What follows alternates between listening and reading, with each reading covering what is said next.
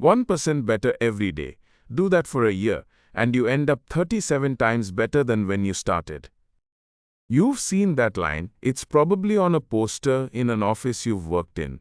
It's the opening argument of one of the best-selling books of the last decade, and it's the reason a lot of people gave up on habits entirely. Not because it's a lie, because it's arithmetic pretending to be biology. Let me show you what I mean. First, the part I'm not arguing with. Atomic Habits is a good book.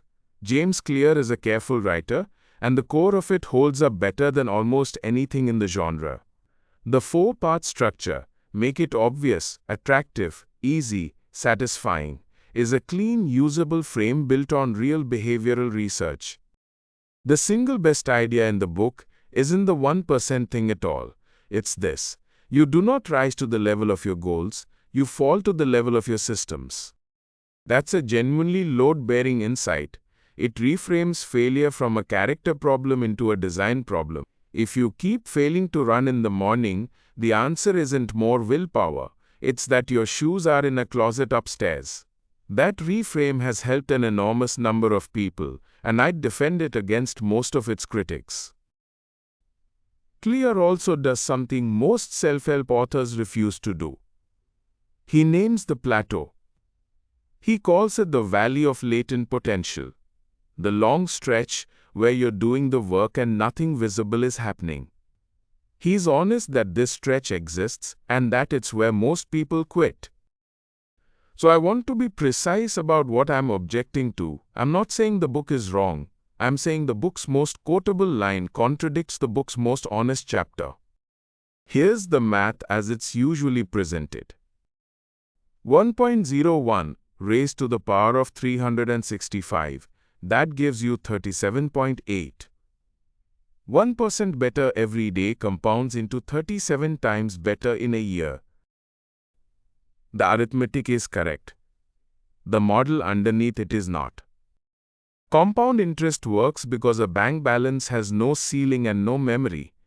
10,000 rupees earning interest doesn't get tired. It doesn't plateau. It doesn't have a maximum. Each period's gain multiplies cleanly on the previous total, forever. Human capability does not work like that, at all. Take running. If you can run 5 kilometers today, and you improve 1% every day, then in a year you're running 189 kilometers. In 2 years you've lapped the planet. Obviously that doesn't happen. And not because you lack discipline. Because bodies have limits, and improvement in any real skill follows an S-curve, not an exponential one. Fast gains at the start, when you are incompetent and everything is low-hanging fruit. Then a long, punishing middle, where each increment costs more than the last. Then a ceiling you approach, but never quite touch. That's not pessimism. That's every skill acquisition curve ever measured. Now here's why this isn't pedantry. Someone reads the 1% line. They internalize it, not as a metaphor, but as a promise. They start a habit. Week 1 feels great because week 1 is great. The early part of the S-curve is steep, and the gains are obvious. Week 6, nothing is happening. And they don't think, I've entered the flat part of a normal learning curve, this is expected, keep going. They think, 37 times better was the deal, and I'm not on pace. The framework that was supposed to keep them going becomes the evidence they're failing. The compounding metaphor sets an expectation that the actual shape of progress can't meet. And people don't quit habits because habits are hard. They quit because the habit stopped matching the story they were told about it. Clear knows this. That's exactly what the valley of latent potential is about. But the valley is on page 20-something, and the 1% line is on the cover of the discourse. One of these got made into 1 million posts. It wasn't the honest one. So what should the model be? Not compounding. Accumulation. Habits don't multiply. They add, and they add unevenly. Some days you get a lot, most days you get very little, and a few days you get nothing at all but you showed up, which preserves the streak that makes tomorrow possible. The value of a daily habit isn't that today's 1% stacks on yesterday's. It's that doing it today makes doing it tomorrow marginally cheaper.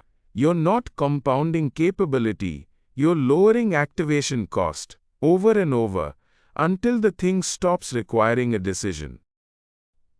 That's a smaller promise. It's also a true one, and true promises survive week 6. Under the accumulation model, the flat stretch isn't a failure signal. It's just what the middle looks like. You're not falling behind a curve. There is no curve. There's a pile, and you're adding to it. I'd still hand atomic habits to someone starting from 0. The system's argument alone earns the shelf space. But I tear out the first 10 pages, and I tell them this instead. You will not be 37 times better in a year. You'll be somewhat better in a way that's hard to notice from the inside, and the only day that number matters is the day you'd otherwise have quit. That's a worse poster, it's a better model. Next time, I want to talk about the book that got the opposite problem, the one whose central idea is right and whose evidence completely fell apart.